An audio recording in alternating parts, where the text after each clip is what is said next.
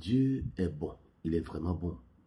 Et voyons comment son amour se démontre à travers l'histoire des êtres humains. Jetez un coup d'œil un peu sur l'histoire de Moïse.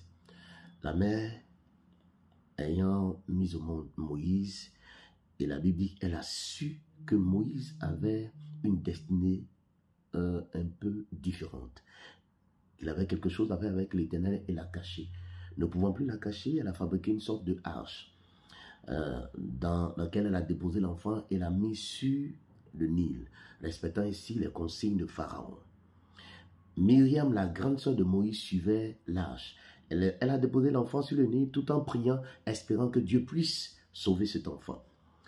Et les jeunes dames qui étaient avec la fille de Pharaon, qui s'appelle Bithia, ont retrouvé l'enfant et la fille de Pharaon dit, c'est certainement l'enfant des Hébreux. Et Myriam s'approchant de la fille pour dire, voudrais-tu que j'aille chercher une infirmière ou une nourrice pour qu'elle puisse s'occuper de cet enfant pour toi? Et la jeune dame lui dit, va me chercher une infirmière. Myriam alla appeler la mère biologique de Moïse. Et quand elle est venue, la fille de Pharaon a dit à cette dernière-là, il a dit, femme, prends cet enfant, allaite-le, occupe-toi d'elle, nourris-le comme il le faut, je vais te payer. Ma question, pourquoi dans Exode chapitre 2, le verset 9, la Bible dit ces mots.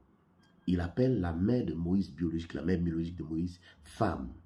Pourquoi on ne dit pas la mère biologique et on écrit femme? Pourquoi?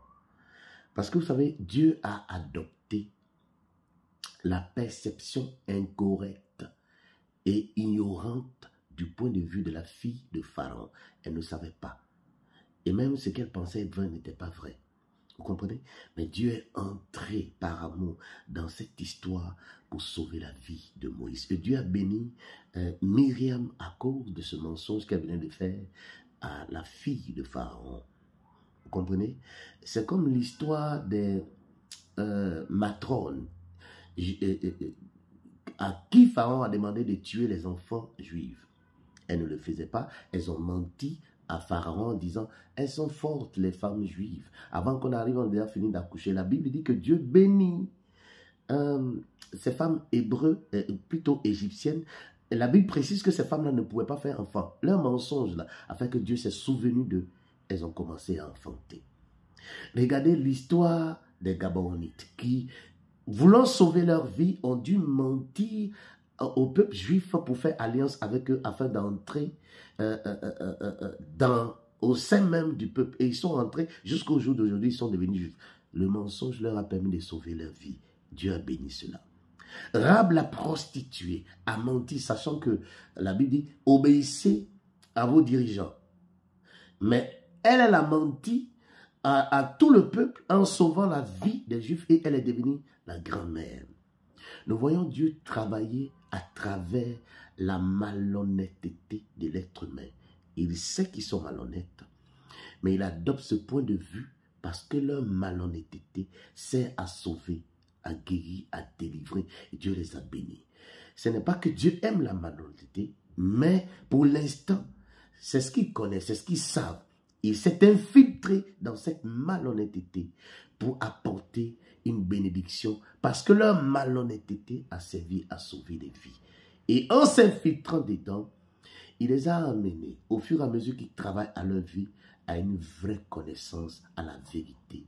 Vous voyez, à la transformation. L'amour de Dieu, il n'est pas comme pour les hommes. Nous sommes pressés à juger les gens de prime abord. Nous sommes pressés à caricaturer les gens de n'importe quoi, de n'importe où, d'une première réaction. Dieu n'agit pas comme ça. L'amour s'infiltre, l'amène à s'infiltrer, même dans notre méconnaissance, même dans nos impuretés, pour transformer, pour changer, pour apporter sa grâce et sa bénédiction qui lui permettra, et nous permettra nous aussi de savoir que Dieu nous aime.